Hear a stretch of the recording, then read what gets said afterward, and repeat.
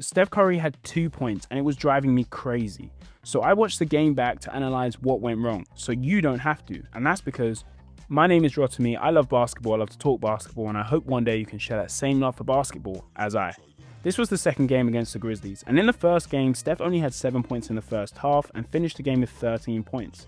So you would have thought they had a solution for this next game. Top blocking is a form of defense that denies shooters from getting the ball. It forces backdoor cuts, and it forces them into traps. This is done by guarding them facing the basket instead of a normal basket side. By doing this, you are locking or blocking them from getting to the top of the court. Now we're done with that, let's get into it. So in this play, we can already see that Steph has already been denied the ball, right? Jalen Wells is on him from the jump. This means the ball's now in Schroeder's hands.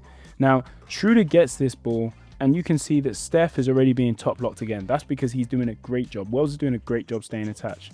Now, as you can see, they've got him cutting towards the basket, as top blocking makes you do. And he tries to get a screen off Draymond, takes the shot. It's the most open shot he actually gets, let's say, all game. But as you'll see here, it was an illegal screen. I don't know why they called it, because it's something that happens all the time in the NBA. Defensively, the Grizzlies actually have one of the best defenses in the league. They are 4th in defensive rating, and although they allow the second most 3-point attempts, they manage to hold their opponents to 33.4% because they have the personnel to do so. So in this play, you start to see their commitment to stopping Curry from scoring. So obviously we see the top block, and after that, we see that Draymond's now going to come over to free him up and get him open. Now when Draymond comes over, they do catch him with a screen, but then Edey and Aldama are right there to stop him from doing anything at the rim. He forces the pass, it gets picked off, and ultimately leads to another bucket. But it's key to see here that the whole team has to commit to Curry not scoring, otherwise it doesn't work. If Edey's not there, it's a bucket at the rim. Paying attention to this play, you'll notice that Steph is being top locked again, but he finds a way around it using a floppy. Now they're going to use a floppy, but he does look really intelligent. Uses Edey as the first screener, and then you see that he's using Looney as his second screener, which frees him up. But Wells manages to get a contest, and obviously Steph misses his shot.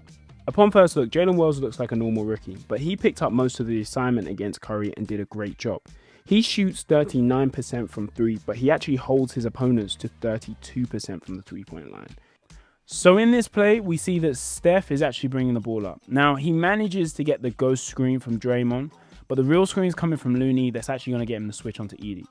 So that's a favorable switch in most eyes. As you can see, Steph gets him, steps back, hits the shot, but as you see, Edey's got his fingers on it because he's got a 7'10" reach. Then in the next play, we see their commitment to Steph on defense. Steph gets a steal, pushes the fast break, but then 1, 2, 3, 4 defenders have their eye on him, which forces him to give the ball up. So in this situation, he gives the ball up to Schroeder, but he gets it back as he's open, and now he drives towards the lane. Edey's in there, makes the right play. Andrew Wiggins gets the shot, but Steph didn't. There is one thing in common there, which is the commitment. The Grizzlies' commitment to Steph on defense, the switching, how many eyes are on him, and then who's under the rim. That is all the Grizzlies wanted to do. They just wanted to stop him for getting a chance to even get a shot off. And even if he did, they were there to recover. They want to put the ball in someone else's hands because they know that Wiggins isn't going to give you 30 like that. Neither is Draymond, for example. And look, this is what I'm saying. In this play, you already see it. Steph locked out of the play, so he has to direct everyone else, which means everyone else has to do the actions. But it always leads to 4 shots and nothingness. And that's why you want to get him out of the play, because you get him out of the play, he's the catalyst for everything else that's going on offense.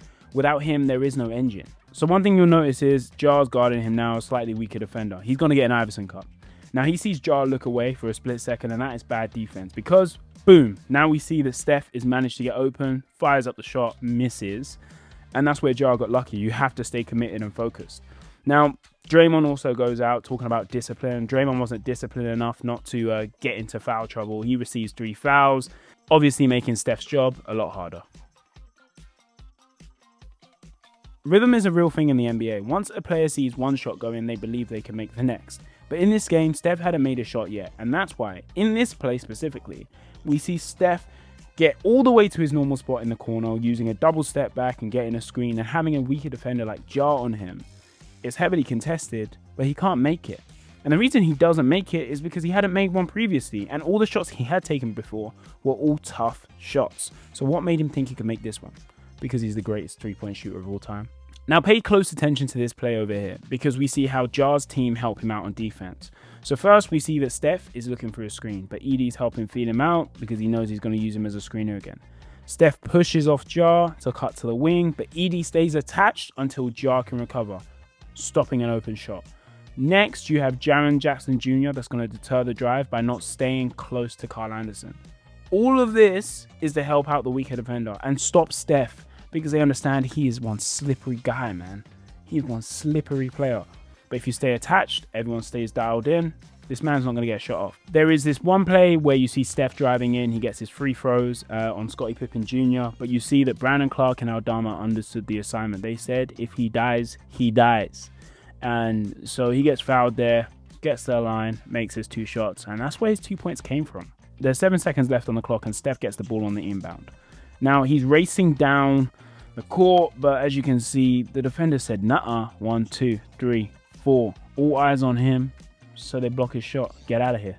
Get out of here, man. The rest of the Warriors didn't really show out either. Only Wiggins and Podziemski had good games. Dennis Schroeder had a particularly horrible game in his debut with only 5 points, going 2 from 12 from the field.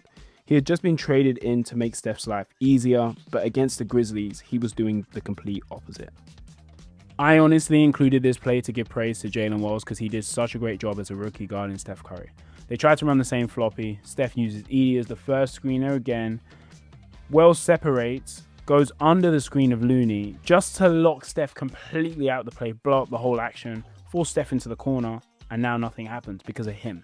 And I think as a rookie, a tough assignment is Steph Curry. But obviously the schemes were built so well for him to succeed, but also the energy and effort he put in on making sure that Steph didn't get a shot off. I mean, incredible. Overall, looking at Steph's performance, he was limited to the absolute max. Against the Grizzlies, you've already seen that they kept him out of the plays, which lowered his usage rate. They couldn't involve him in anything. He was also a negative on the court with a box plus minus of -17, and that ultimately lowered his offensive contributions. They were so low, it didn't even look like he was a part of it.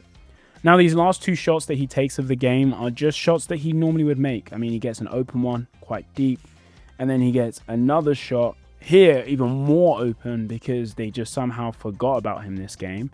And it's crazy because Steph actually makes 51.7% of his open shots.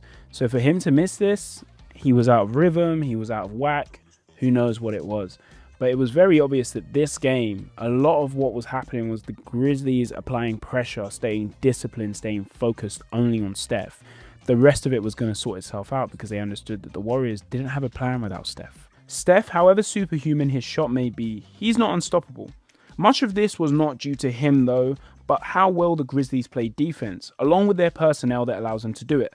Players such as Pippen Jr., Jalen Wells, Zach Edey, and Jackson Jr. allow them to play in this way. But that being said, without him, the Warriors have nothing to go to. Right now, the spotlight will be on head coach Steve Kerr to find a way to get around this defensive scheme. Because if they run into the Grizzlies, there will be no championship in sight. Because right now, they hold the keys to the Warriors' kryptonite.